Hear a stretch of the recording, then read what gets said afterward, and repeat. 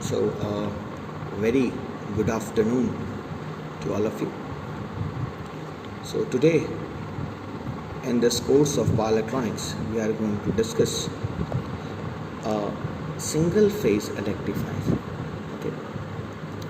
So, many of you must be thinking that as this is a course of power electronics, so in the course of power electronics, why we are studying rectifiers? Okay. So, first of all, I must say that a rectifier is what we call is the basic building block of power electronics. Yes. How? Well, have a look at this circuit. As you can see from the circuit that a switch S is present in the circuit. If we directly connected this switch S, yes, if we directly connect this switch S, then this will become a sine wave connected via a diode, and the connection goes to the resistors. Okay, so this will form a rectifier. Yes, and before coming to the working of rectifier, I want to put a very important point in front of all of you, is that there is a big difference in the conventional rectifier and the power electronics rectifier.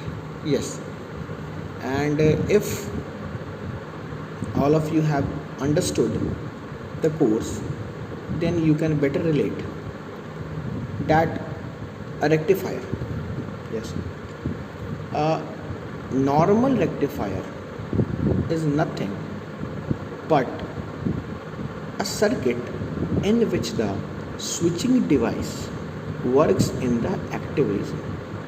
Yes, it will operate in the active region. Am I right? Yes, I think I'm right. Whereas in a power electronics based rectifier, which implies a semiconductor conducting device, we are sure that the switch, the device, will operate as a switch. It means it will either conduct in a cutoff region or it will conduct in the saturation region. Okay, why? Why is it so? It is because due to the selection of conduction area or the selection of conduction quadrants, we can minimize the size of the entire circuit. So a question will appear in the mind that why, sir?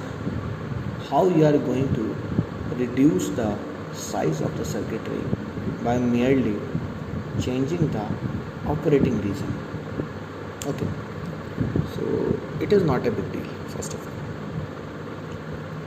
try to understand this very clearly, because this is giving me an opportunity that I will make it clear. So have a look at this. The thing is that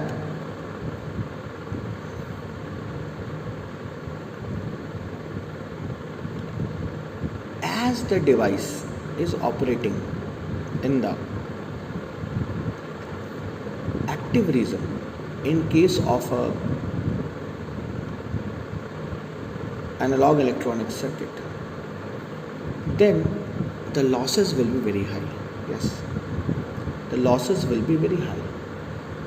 As the losses are very high, so the requirement of a heat sink becomes imminent.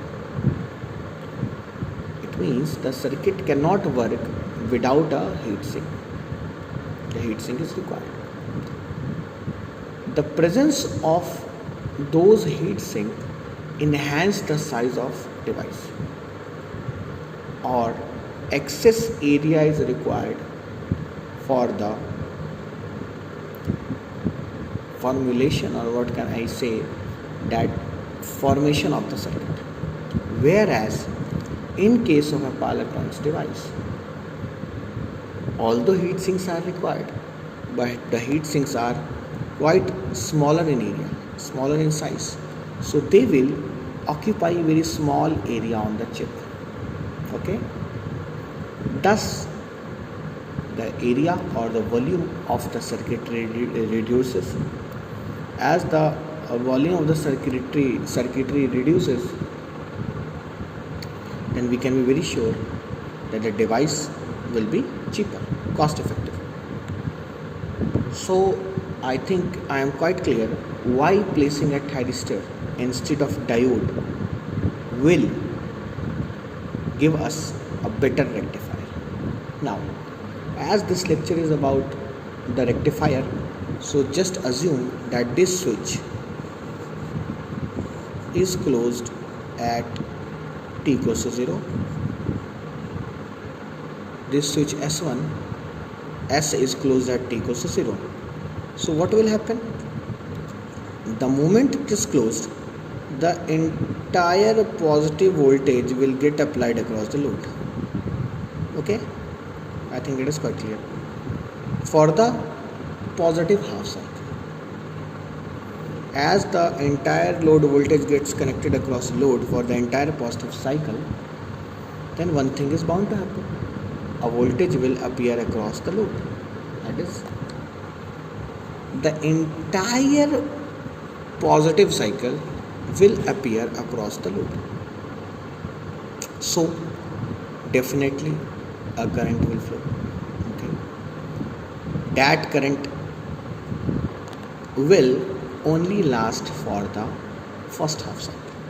Why? Because as we have closed the switch at omega t equals to 0, during the negative half cycle there will be no conduction. Now the question arises in our mind that why there will be no conduction. The reason is that a diode simply can't conduct. A diode simply can't conduct in the reverse direction. Okay, it is a unidirectional device. We all are well versed that a diode conducts in the positive direction and it can only block the negative voltage. Yes, it has been earlier taught to all of you that by merely drawing the switching characteristics. Okay, now have a look at this, the waveforms. See, till 0 to pi, as we are varying this from 0 to pi, yes, the sinusoid appears across the voltage, and from pi to 2 pi there's no voltage. Okay, there's no voltage. Again, from 2 pi to 3 pi there will be output voltage. And now one thing comes into mind, that sir, what will be the peak reverse voltage across this diode? So we can easily state that when this diode is reverse biased, then the entire negative cycle, you can easily observe that when this is reverse biased, then this entire voltage gets applied across this diode.